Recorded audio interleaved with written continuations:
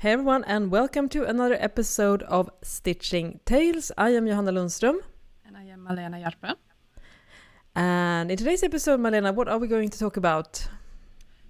Today we are going to talk about, since it's September, it's fall, we are going to talk about an internet challenge or Instagram challenge, So Small September, which is, in the whole September now.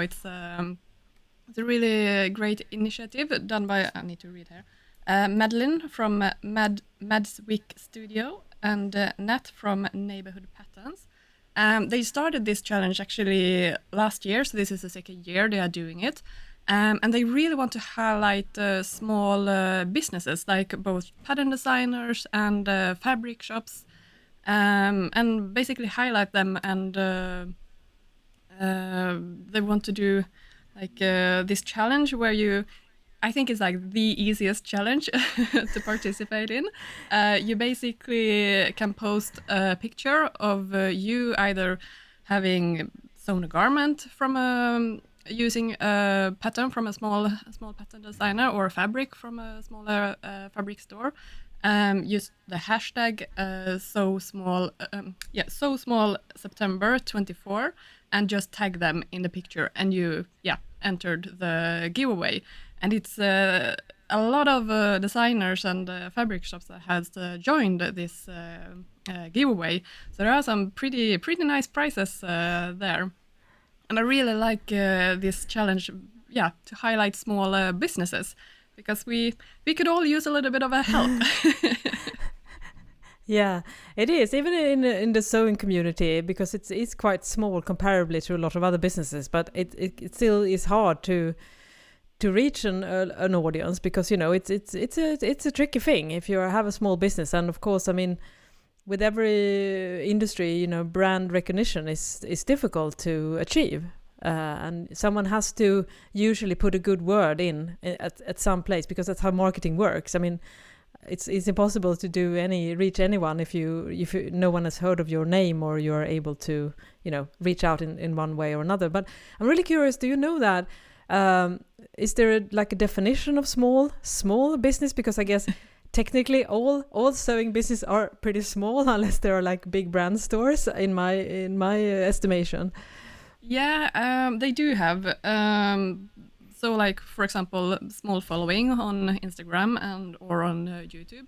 So like, Johanna, I don't think you really, because you have a little bit too many followers on YouTube, but you can see there on our table. It's okay.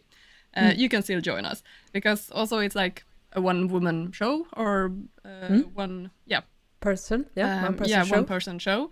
And if you consider yourself a small business, if you have a limited product range or a few reviews on Etsy and those kind of examples. So it's a very inclusive challenge.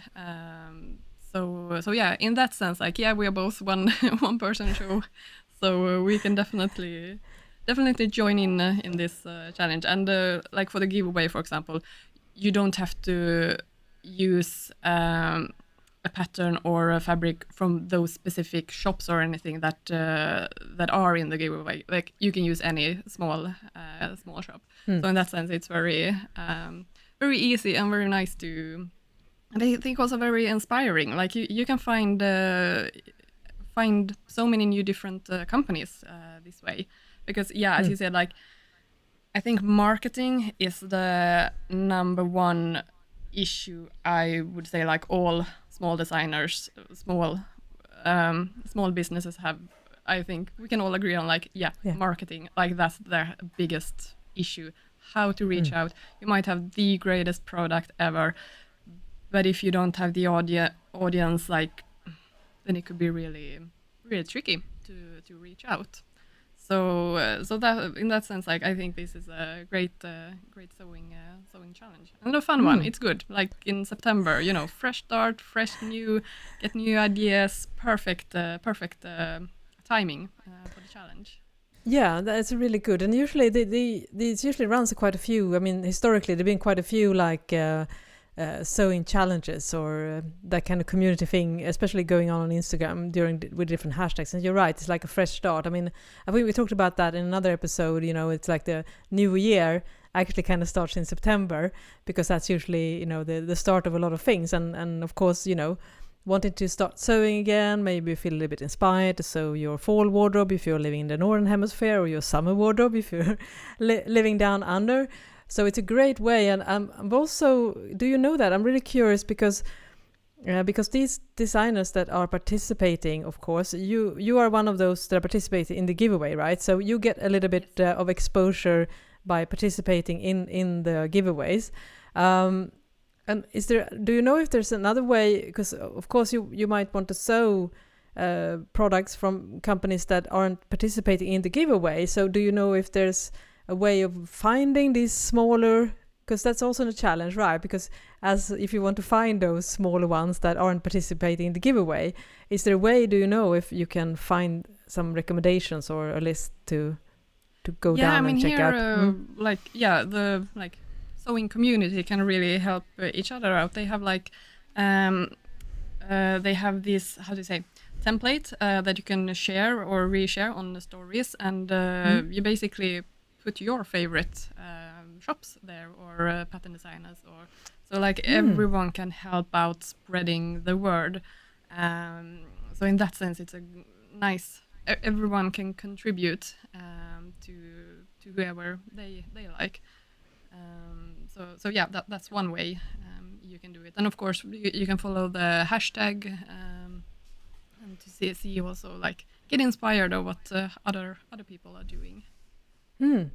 Yeah, that's really, really good, because I guess that's the biggest struggle, you know, just getting someone to see your stuff and go down that. And also when it comes to marketing, you know, it's also repeat exposure as well. I mean, that's also another challenge, because sometimes you see a name and you think, oh, that would be interesting. That seems like an interesting company, or I really like what they're doing.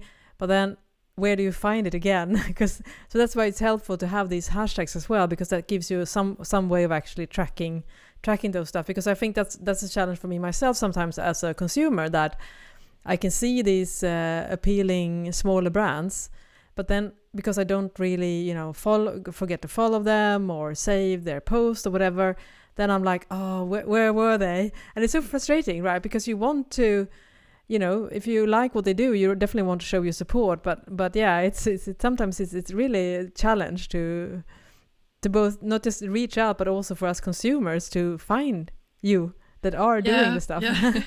No, I'm just thinking of this Instagram joke that I've seen now a lot of sewers have posted. Like, they are scrolling in their photos and it's like, who are these random people? I have no idea who they are. And also me later on, you know, taking screen dumps on all these cute Instagram posts or what. I was like, oh yeah, it was inspiration. It's not somebody I've taken a picture of or anything. So yeah. I think you're not the only one who has this issue. Yeah, so that's good. Really, really interesting. Have your giveaway because I'm just curious, because your giveaway, what is your giveaway in this challenge? Yeah, that's a little bit the tricky part. My giveaway is basically a $15 gift card, but since I only sell on Etsy, I can't make a gift card on Etsy that is only for my shop, unfortunately. So basically, then I will contact that winner and ask which pattern of me do you prefer, and I will send a PDF basically. But otherwise, it's gift cards to these different shops if you have your own website, or for fabric shops, gift card as well. So usually it's gift cards that they give away. Yeah, and it also gives an insight to the challenges of doing the kind of stuff. I mean, even Etsy is a large platform, and it doesn't offer the opportunity for you to create a brand exclusive gift card. And also again, which is because when you're starting out and starting a sewing company, it is a lot of setup stuff in the back end, especially not just listing everything. And if you're using your own platform, you also have to figure out those really headache-inducing things like VAT and taxes and payment systems and all this stuff. And that's why so many newer sewing pattern designers, they usually start with Etsy, and perhaps if things go well, they start a standalone shop, usually on a platform called Shopify or WooCommerce.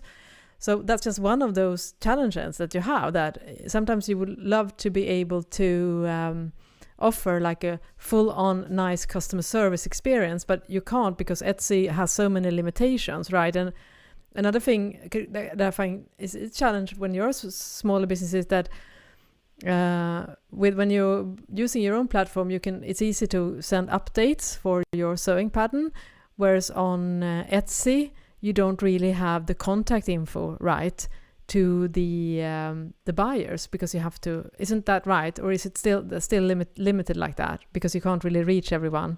I think you would have to reach out specifically to everyone. Then I don't know, to be honest, because you don't get access to their contact info. I mean, I guess you can send mass email, but it's a bit of a different platform. So that's just one of those things that when you're starting out, that is a challenge, because you want to like run your business, so you can give everyone the best possible experience to buy from your pattern. But usually in starting out, you have to rely on those larger platforms, and they have all their own policies.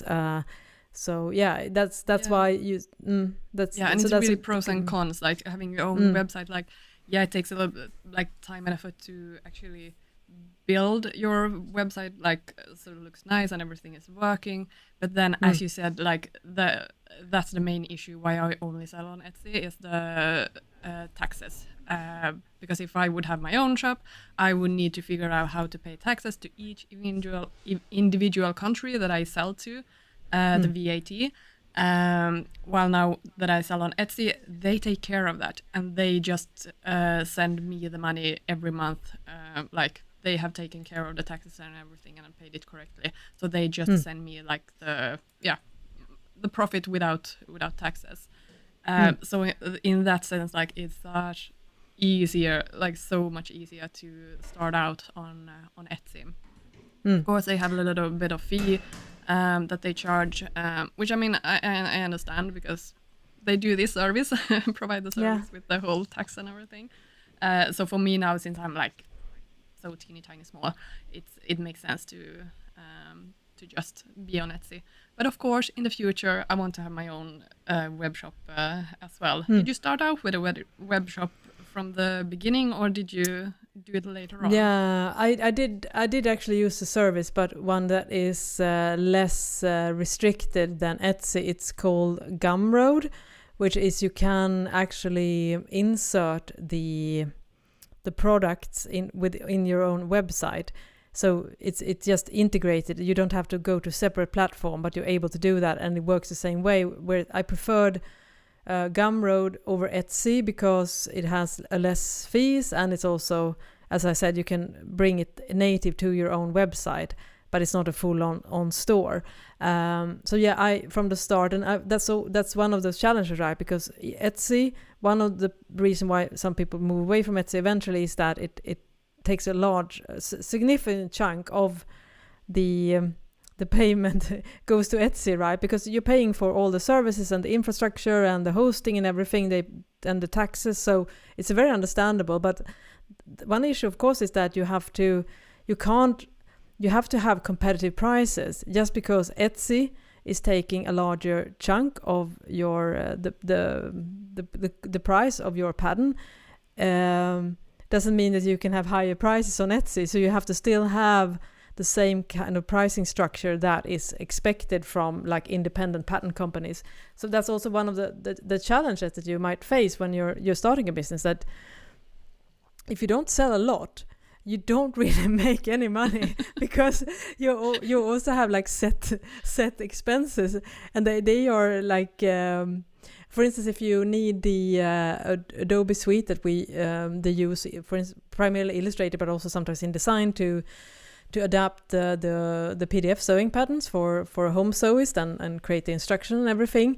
I mean, you pay the same every month regardless of you sell one sewing pattern or 500. So there are lots of like fixed fees when you're running a sewing business, and it's the same for the I use Shopify as my e-commerce service, and I do have the lowest like starter, but it's still it's the same regardless basically. I mean, of course I pay fees for for the delivery and everything, but it's the same base fee regardless if I sell one sewing pattern a month or several hundreds. I still pay the same monthly fee to Shopify. So those are one like very tangible like so sometimes you pay to run a business rather than and then of course when it comes to, as we talked about, running a small business and you don't have the visibility, it can definitely sometimes which we have been very honest about and open about in this on this podcast, the fact that sometimes you're like, I mean, can I justify doing this, because sometimes you don't really do it for the money in a sense, even though that's of course should always be the goal of running a business. And I imagine a lot of people that would qualify, a lot of entrepreneurs that would qualify for this challenge in September are probably dealing with similar stuff that we are mentioning now, that you have big ambitions, but you have very limited budget, and sometimes it's hard to even make at the end of the month. You probably are sometimes paying to run a business. so and I think it's every like little encouragement can be so helpful, I guess, also from because obviously, I mean, it's up to you it's up to us as business owners to create a successful business. I think that's very important to be open about. I mean, we have no expectations of anyone to help us create that business. It's up to you. It's up to us to have the right products and find the right market and do all the marketing.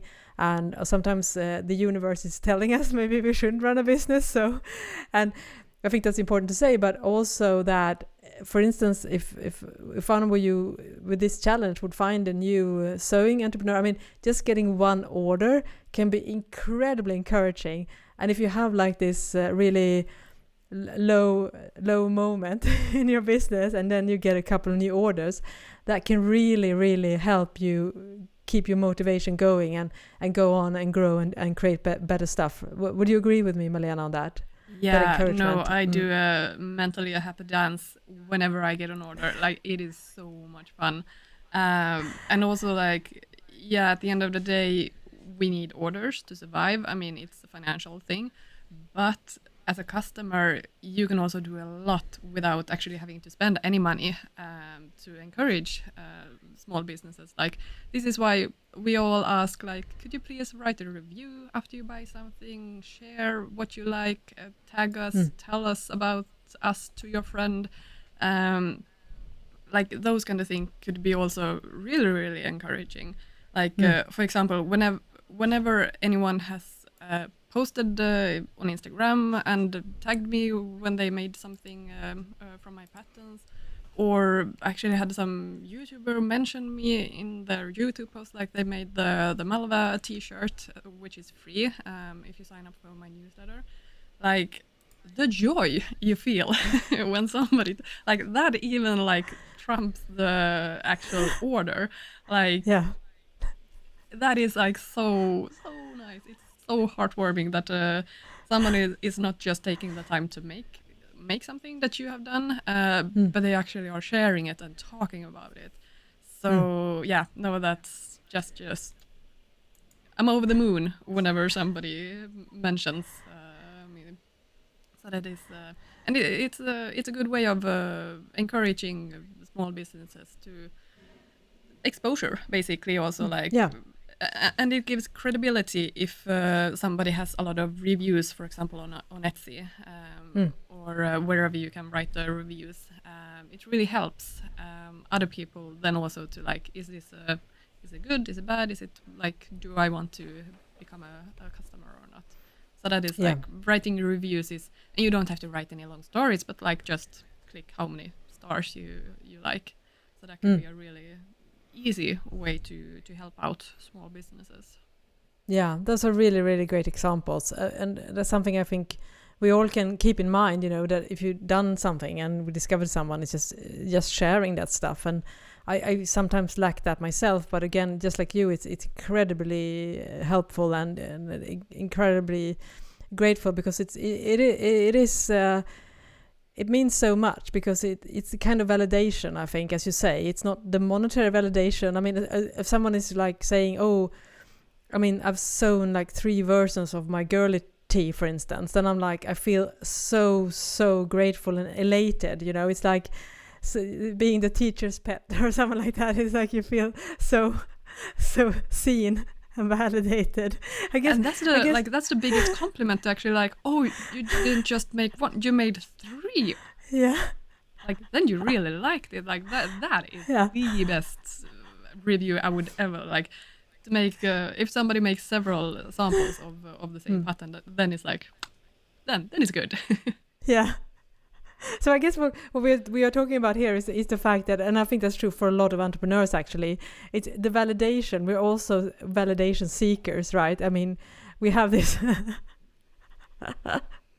this trait, and then of course, to bring back to this so small challenge, is the fact that this is a wonderful way of showing validation and spreading the word around, and it's incredibly valuable. As you say, you don't have to do it with your wallet. You can do it in many other ways, and so that's very, I think that's an incredibly wonderful thing to do. And again, it is tricky, I guess, because you do, like we have talked about in a previous episode, that you see these companies come and go, and it's you start off maybe trying, you have this big goal and you have this big vision or really want to do something, and then you realize that it's so hard to get your name out there, and it's not like because unfortunately, sometimes you say, oh yeah, a good product will sell itself, but that's not true, because if nobody has heard of your fantastic fabric store or your Notion store or your sewing pattern or whatever you are doing to create a business for yourself, if no one knows about it, it's impossible. And I can only imagine so many people that are in this position right now, that they have started a business and they have a really good and solid idea, but it's such a difficult path forward, even as I said, in the sewing community as well. So yeah, and any if you feel like it's any encouragement, it's incredibly valuable. And so we are very ourselves very grateful, and of course we love to see that more people are getting an opportunity to be exposed, because I mean, at the end of the day, you as a consumer, you do your own decisions, and I think it's very important to, in my opinion, I mean, you should buy what aligns with what you want and your values, regardless if it's a small business or a large business. But just the fact that it's sometimes, because a large business, they have so much more visibility, you might miss out on a lot of great stuff because you don't see those smaller business. Yeah, no, they are so easy to miss when they are not big. And I mean, big companies are not bad companies. Like, they don't have to be bad companies just because they are big. They also employ a lot of people, and great stuff come from there as well. So, but yeah, as you said, that they maybe have a marketing team. Well, if you're a one-person show, then and I've listened to a lot of marketing podcasts because I think it's really interesting. And they talk about, like, 20% of the time, you should be on creating the product, and 80% of the time should be talking about the product. Then I was like, ooh, no, for me it's like 2% I'm talking about the product, like doing marketing. And then of course it makes sense, like you create one great product and then you need to market it. But since I'm not a marketing person, it's really tricky to do that. Like, I don't want to, because it's not my thing. Like, it's it's not my thing to do marketing. Like that's not my strength. My strength is doing the products. So then of course I just want to focus on the next product and the next. But of course it makes total sense. Like you need to talk about what you have done so people will actually see it and try it. So yeah, it's a little bit of a like, maybe you should refocus. But I don't want to. I just want to create a new pattern. Yeah, we always do that. We like to stay within our like sweet spot where we feel the most comfortable, right? I'm the same way. I can do. I would say I'm good at content marketing, as you know, in that sense. But I'm very uncomfortable in just showing my stuff without offering any type of value apart from just showing my stuff, which is why I always relied so much on content marketing. And for those who don't know the terminology, content marketing is basically when you do, for instance, a sewing tutorial, and that helps you reach a wider audience. So for instance, if I do a YouTube video on how to sew a jeans zipper, that can lead to people buying my jeans sewing book. So for instance, that's how the majority of my customers find me, due to the content marketing. But you can also, for instance, use Instagram to just show off picture of your products and don't offer any other value apart from that. And that is where I personally feel a little bit more uncomfortable. So that's also, speaking about marketing and our own small sewing business, that's definitely something I definitely need to focus on, because just like you, Malena, I have been sliding into product mode too much. So, and that really, it hurts sales. So, and it's difficult to keep all the hats on at the same time. And I'm pretty sure that a lot of people, starting these smaller sewing companies are the same way. They don't really feel like they are comfortable with, putting themselves out there in a way that is needed. And there's the saying that marketing, you should basically do stuff that almost feels uncomfortable to you. Like am I shouting out too much? That's probably where you're starting to get close to enough marketing, and probably should just push even further. So you just want to like scream at yourself because you feel like, oh my God, I'm just too much. That's probably where you hit the sweet spot when it comes to marketing. So for a lot of people, of course, there are the people that are incredibly comfortable with marketing, but I venture to say that most people, especially in this space, the sewing space, it's I'm pretty sure a lot of people are quite introverted, and they don't really like to put themselves out there. They maybe don't like to show their faces, and feel really uncomfortable about sharing the stuff and tell everyone how good it is, because that feels like bragging.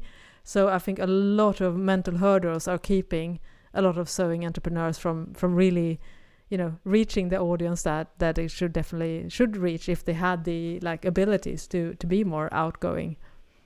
Yeah, I mean that's the dream in the future, to actually have somebody who would help out with the content creating and marketing, so you could just focus on the product development. That would be a dream. Yeah, we're doing it. We slowly, steadily, and slowly at least slowly, and I know sometimes steadily as well. It's also another thing is which I think is so, if someone is getting some extra attention during this month, that, as I said, I could also keep them going, because eventually, if you have a solid product and a good packaging and everything like that, and a solid branding, I think eventually, if you do the marketing right as well, you will reach a larger audience. But it will usually take years and years and years and years, and that is why getting these kind of encouragement, just like Malena mentioned, like someone is tagging you on Instagram and saying like, oh, I just made this, or that, oh, and this looks like or just tagging maybe on my fall sewing plans, I plan to sew this pattern. I mean, that is in itself can make someone else discover that sewing company. Yeah, and that's actually something I've been thinking about. I would love to team up with some fabric shop. I don't know which one, but yeah, so I am able to like talk about my patterns and talk about which fabrics would be suitable and look at these great, like this would be such a good match. Of course, before I recommend any fabrics, I want to know like that I'm recommending good stuff, of course, and that it is suitable for my patterns. But you know, so I can talk about like this would be such a good combination. Like fall is here, these colors would be in this fabric would be really nice. This quality would be super. But I don't have to, you know, make the physical samples, take pictures, and like create posts in that sense. More like a mood board recommendation, inspiration, instead of actually having to, you know, going through the whole process from making sample photo shoot and everything, because that's where like I don't have time for that, unfortunately. But that's something I've been like, it would be really nice to team up with somebody, and then we could I mean obviously both help out each other, because I mean fabric and patterns, they go hand in hand. Yeah, they do. Yeah, exactly. It's so important, and we keep harping this, that you know you have to. A large part of the success with the pattern is using the right type of fabric, because it can really change the perception and the fit and everything if you don't use a suitable fabric. So I think that's really an amazing way to also ensure that, you know, the quality control, that, you know, you get the expectations matches the idea here. So I love that kind of collaborations, because I feel sometimes it is really tricky to know exactly, especially which we of course talk a lot about with knits, for instance, that when you sew something with knits comes in so many different properties and stretch, the amount of stretch and everything. So it's really a thickness and everything. So it can, and drape. So a lot of different things can influence the end result. Even if you say, oh, sew this with a jersey fabric. I mean, a jersey fabric can have vast amount of different properties, and depending on the fiber you're using and if it has lycra in it or not, etc., and the weight and everything. So I think I love that idea, and so it's a good way. And that's another business tip that I think we also mentioned before, that you know, to take help and leverage each other, because a lot of smaller business are struggling with a similar type of the fact that we don't have enough reach. So if you are joining with another smaller sewing business, you usually are able to reach a slightly larger audience, because they have their own audience, and then you can help each other, because and together you will actually, you know, it will multiply, and that's such a great way, I think, of doing that. So I really love that idea, Malena. I'm looking forward to it to happen.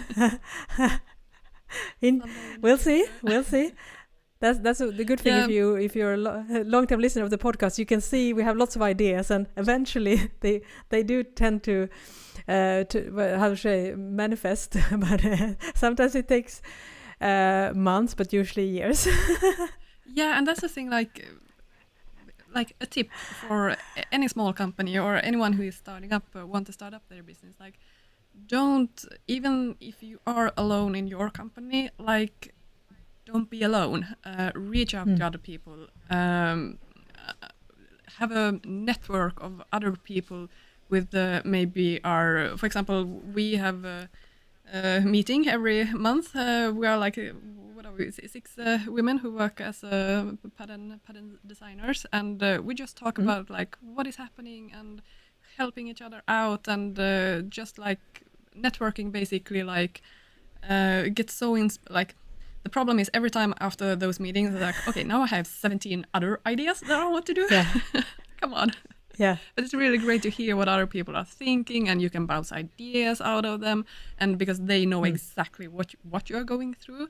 And it doesn't, to be honest, have to be even like this kind of network. It doesn't have to be like in the specific same niche or anything. Like, it could be solo entrepreneurs in whatever field, but we all often struggle with the same thing, like bookkeeping, marketing, like those are the same whatever your business are about.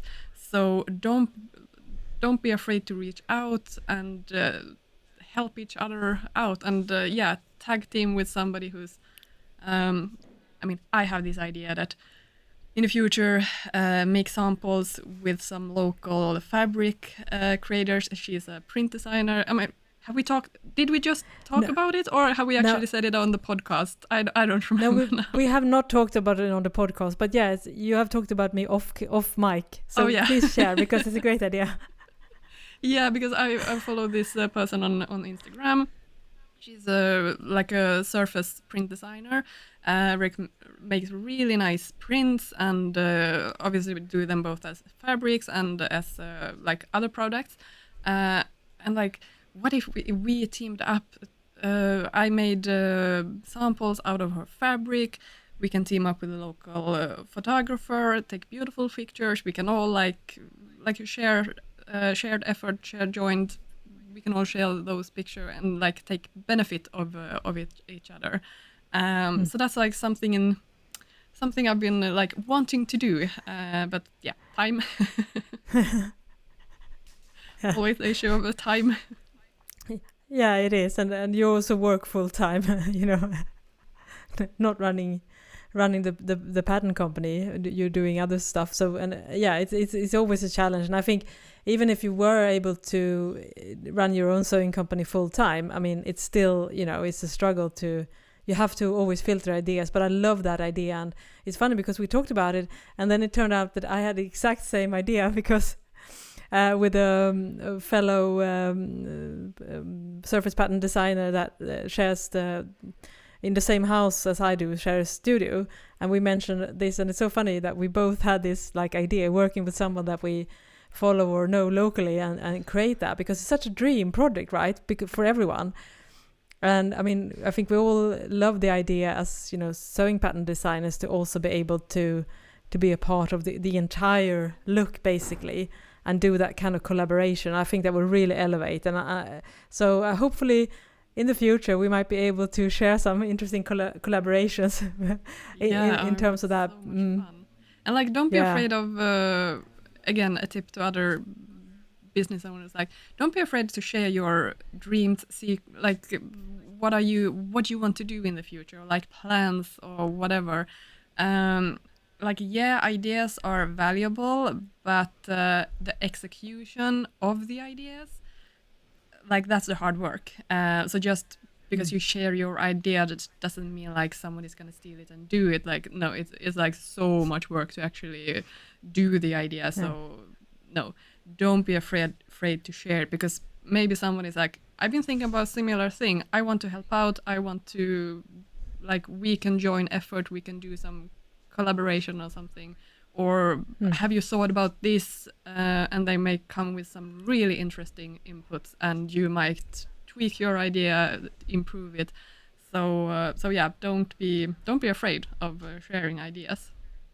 Yeah, I so much agree about that. I think there is no point hardly ever to keep that, you know, close to your chest. As Malena said, the hard work you still have to do, and I'm the same with my sewing books. I know that because I run my own publishing company, but sometimes when you publish books, the publisher wants you to keep the product under wraps, so you're not really able to share much until basically the book is done, and then of course there's a promotion cycle and everything. But with all the books that I've done, I've always, in a very early stage, just, I mean, not before, but at least I've done a couple of pages, so I know it's going to happen. Then I always share, you know, and usually it can take a year or more before the book is actually out. And just like you say, Malena, because I keep sharing, you know, behind the scenes and everything, I get so many suggestions and questions and things. And so it's basically together with other people, I can improve the end product. Whereas if I had just written the book without getting any type of feedback, I can pretty much guarantee that I wouldn't be able to produce the same high level end result. So again, getting feedback, and in order to get feedback you have to have honest openness. At least maybe you have a focus group, maybe you're very transparent, but again, you know, I think sometimes we are maybe afraid to share stuff because we feel like, oh, but what if this doesn't work out, and then I'm going to be embarrassed. But not everything we said on this podcast is going to happen, for instance, but there's no harm in doing that. I mean, don't feel too like self-conscious about that stuff, because it's just ideas, and perhaps if you throw out an idea in a public setting, then you maybe get feedback that you realize that this idea could be tweaked and improved. So basically just doing that. No one will judge you like that if you talk about ideas. People are mostly concerned about their own thoughts and projects and things, so I don't really think that they keep track. I hope they don't do it with this podcast, because we've thrown up so many ideas, and definitely we have a lot of stuff that hasn't happened and might not even happen. But I think it's just keep the discussion going, and that kind of openness and reaching out, and it's going to create so many benefits. So don't sit on your room and just keep it to yourself, because that's not the best way forward. I think we both can agree on that. Yeah, no, definitely. And that's the thing, like ideas are ideas. They are not plans. Out of every idea that you get, like 0.5% will actually be executed. I think, like, I have had so many ideas of different types of patterns I wanted to do, like these last couple of years, but it's like, no, but I don't have time, but it would be so nice to do it. So, I mean, don't be afraid to have ideas and try them out, test them out, and see. And that's also, I think, like, it's a great way of testing the market. Like, for example, when I did the Clo 3D course a few years ago, I mean, that's my final project was like, okay, so I'm gonna make 8 different styles products, and I'm gonna see which one gets the most votes. Like, what are people most into? And it was actually the garment that I was like, I'm not sure, should I include this, because there are some drag lines. It's not 100% perfect, so I don't want to include it. That was the one that got the most votes. So it's like, all right, thank you. I had no idea. So it's great to get inputs from your audience as well, because they might, I mean, I see all my flaws. They don't see that. Like, they don't know the struggle that I have had with it. So they see it with fresh eyes, and they really like the product. So I was like, okay, perfect. It's so yeah. And that was 3.5 years ago now. Still not done with that pattern, and nobody has stolen the idea. So it's like, don't be afraid to share it. Yeah, and the fun thing is that pattern is still under development, so I think it's it's I have funny. the photo samples right there, but before I could, like, take the pictures and everything, then I got fully booked with the freelance work, so like, yep, it's still hanging there. I have done the PDF pattern. I haven't done this most illustration for the sewing instructions I've done, but I haven't written the text yet. So I mean, I'm pretty close, but it's coming. It's coming. Yeah, that shows the value.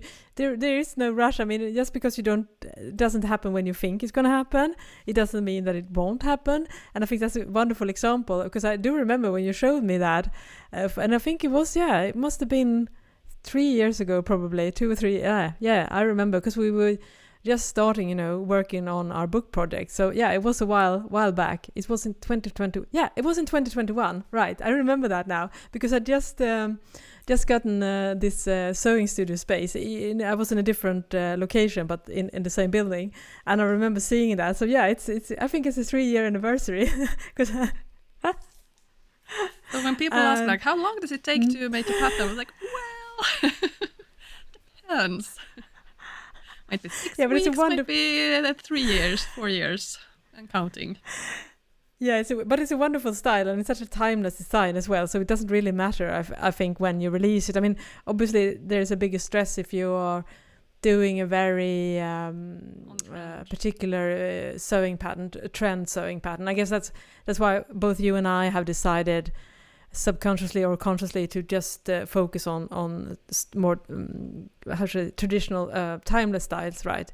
Because it is tricky to to get on with the trends when you're. That's also another tip, I think. It's hard because you have to create products that has longevity. I think it's pronounced, because if you unfortunately likely won't sell all that many sewing patterns in the first year when you release a pattern, but over time, as you build up your catalog and more people discover you still.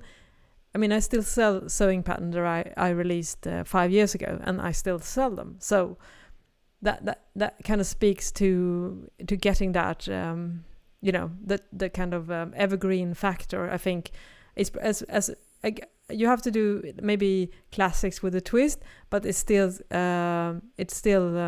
you have to have some kind of, I think, more timeless for a lot of us. I think that honestly it's difficult otherwise because you have to put so much work into the sewing pattern, and if you don't have a large audience of a trendy sewing pattern, I think it's going to be really hard to reach out.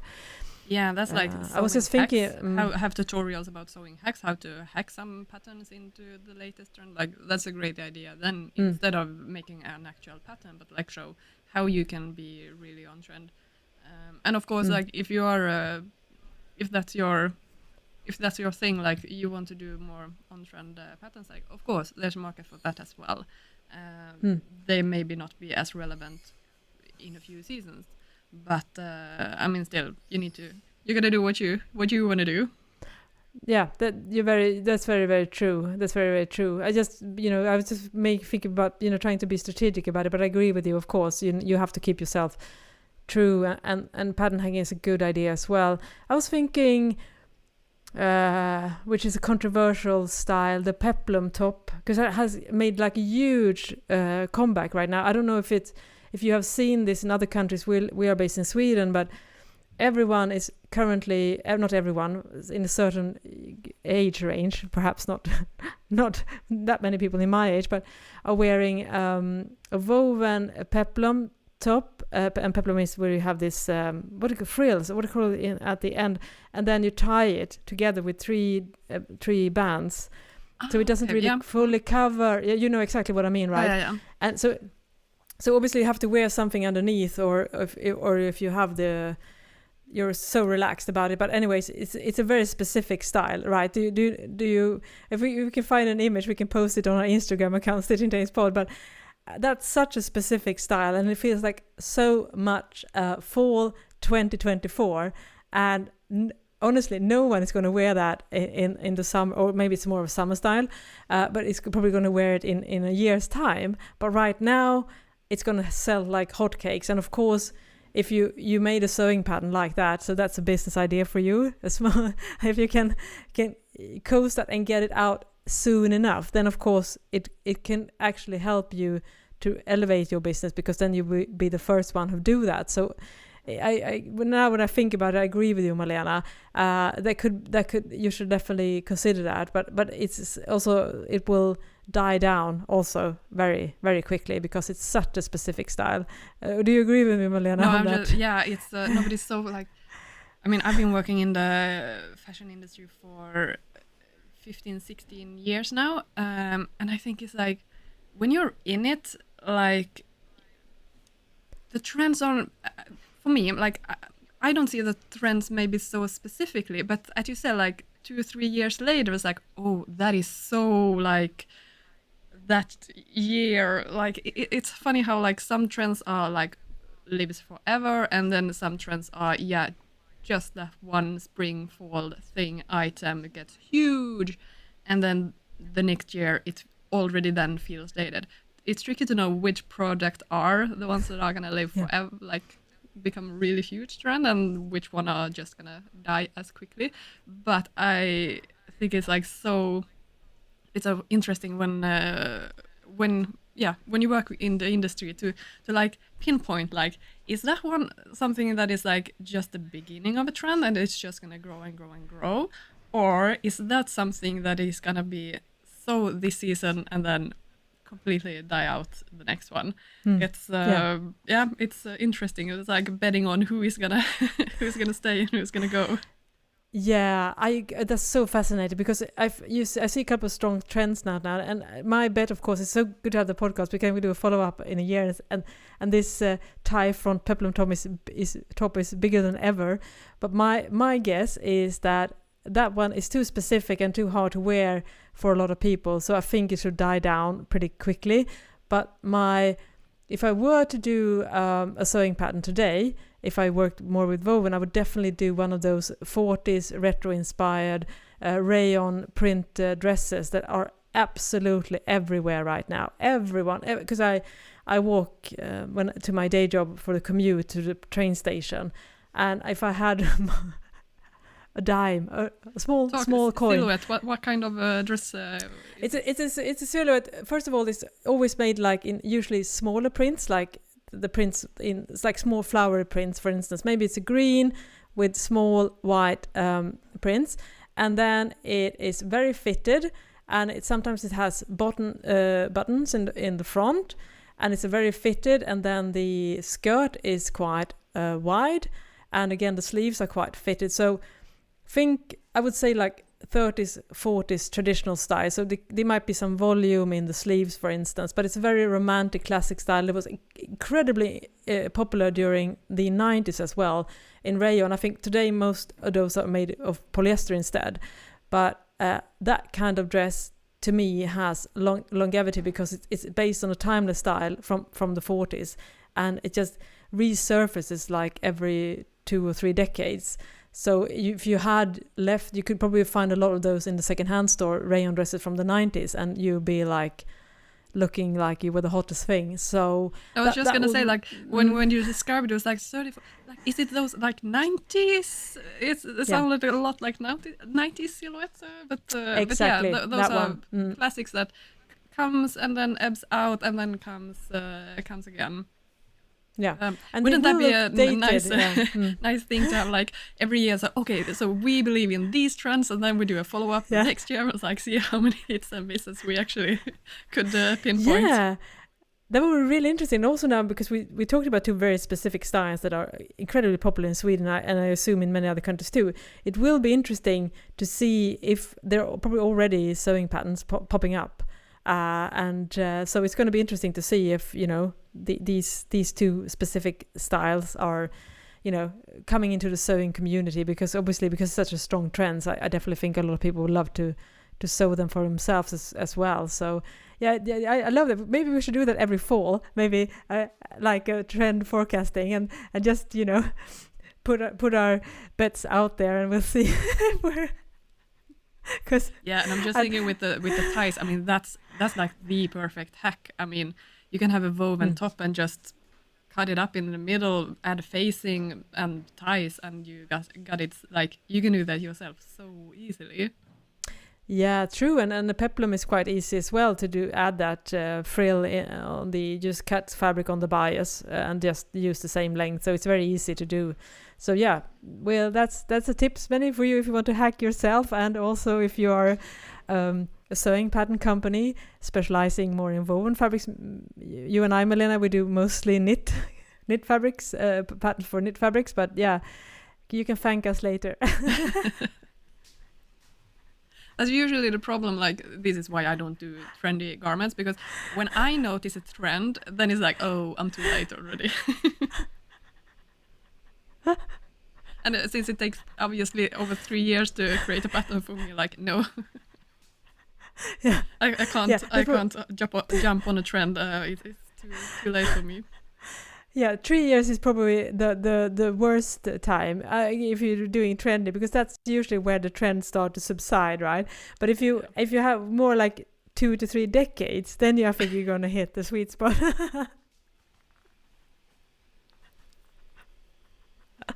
Yeah, I mean, that's I just remember I'm born 85, so I grew up in the 90s, and I just remember my mom so like embarrassing, like telling like, oh, I had exactly the same thing when I was young, and like, Mom.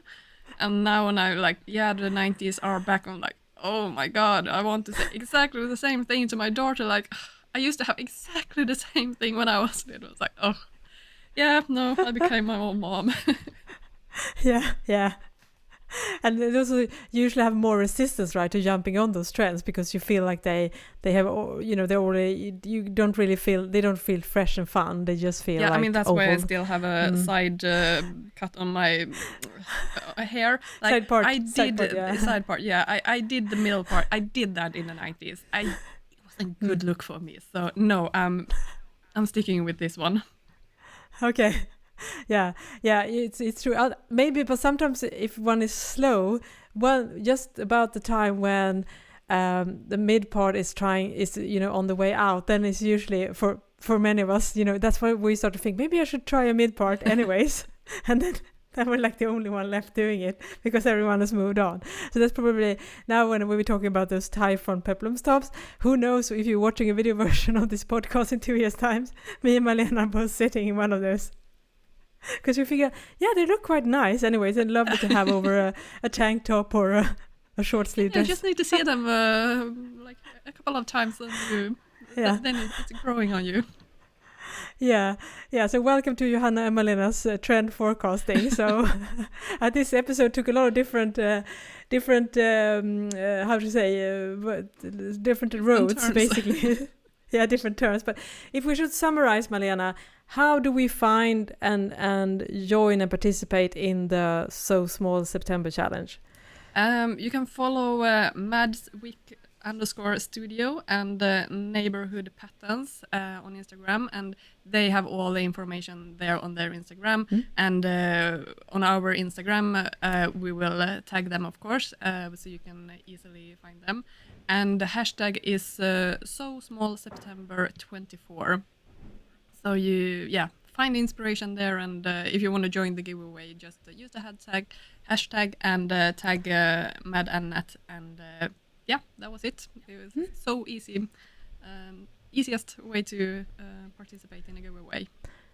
Oh, that's perfect. And of course, if you are listening on your favorite podcast app, we will also add the in the show notes the Instagram accounts and the hashtags as well, so you're able to find it easily. Well, thank you so much for listening. I am Johanna Lundström. And I am Malena Hjerpe. Bye bye. Bye bye.